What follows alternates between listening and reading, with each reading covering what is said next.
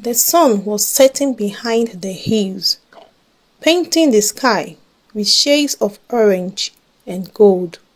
It was the day Kosi has waited for her entire life. The day she would marry the man she thought was her forever love, Uche. The small church was packed with friends and family. Kosi stood at the altar in her white gown, her hands trembling with joy and nervousness. Uche, tall and charming, looked into her eyes with a smile that melted her heart. "You look beautiful," he whispered as the prince began the ceremony. Kosi's heart raced. She thought about their journey, how they met in college, how he supported her through hard times, and how he always knew what to say to make her feel special. To her, Uche was perfect. But not everyone in the crowd shared Kosi's happiness. In the back row, a woman named Oge sat quietly, her eyes fixed on Uche. Her face showed no smile, only a sign of anger and sadness. As the ceremony went on, Oge reached into her bag and pulled out a folded letter. Her hand shook as she stared at it. Should I tell her the truth? Oge thought. Does Kosi deserve to know who Uche really is? Oge's mind was racing. She had tried to stay away, but something pulled her here today. She couldn't let Kosi marry him without knowing what he has done. Meanwhile, Kosi and Uche exchanged their vows. Each word felt like a magic to Kosi. "I promise to love and cherish you forever," Uche said, his voice steady. But just as the prince declared them husband and wife, Oge stood up. Her voice cut through the room like a knife. "Stop this wedding," she shouted. The crowd turned, filled in shock. Kosi froze, her smile fading. Uche's face went pale. "Who is that?" Kosi whispered, her voice trembling. Uche didn't answer. He stared at Oge as if he had seen a ghost. Oge stepped forward, holding the letter in her hand. "I need to speak to you, Kosi. There is something you need to know about your husband." The church fell silent. Everyone turned to Oge as she walked down the aisle, her heels clinking against the floor. Kosi's heart pounded in her chest. She held Daniel's arm, but he stood frozen, his face pale. "Who are you?" Kosi asked, her voice barely a whisper. "I am Oge," the woman said, stopping a few steps away from the altar. She held up the letter, her hand trembling.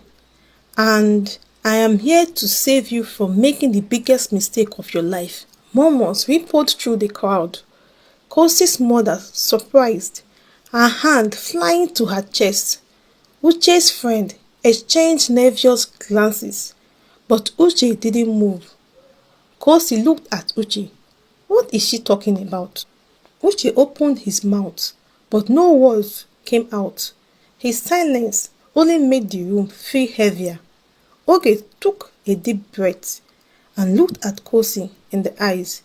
"You think Uche loves you, don't you? You think he's honest and loyal, but he's not. He's been lying to you, and that is the truth." Uche suddenly shouted, his voice sharp. He stepped towards Oge, but she held her ground. "Then tell her, Uche," Oge said, her voice steady. "Tell her about us." Kosi's stomach dropped. "Us?" she whispered, her throat dry. Oge nodded. "Yes, Kosi. Uche and I were together for 2 years. He promised me the same thing he's promising you now. Love, marriage, a future. But the moment you came into the picture, he left me without a word, and that is not all." Kosi's leg felt weak. She took a step back, her mind spinning. What do you mean? Oge unfolded the letter and held it up. This is proof that Uche has been using you. He's after your money, Kosi. He told me everything about your inheritance and how marrying you will solve all his problems. Whispers filled the room. Kosi's father, a wedding businessman, stood up, his face red with anger. Is this true, Uche? Uche shook his head quickly. No, she's lying.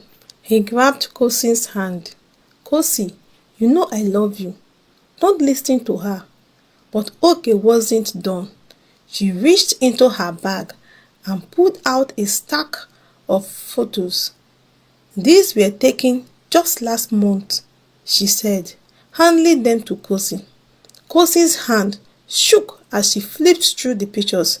They showed Uche and Oge together, laughing, holding hands, even kissing. Her vision blonde with tears. Is this true, Uche? Kosi asked, her voice breaking. Uche stammered, I cannot explain. Oge in anger. Explain? You can't even tell the truth.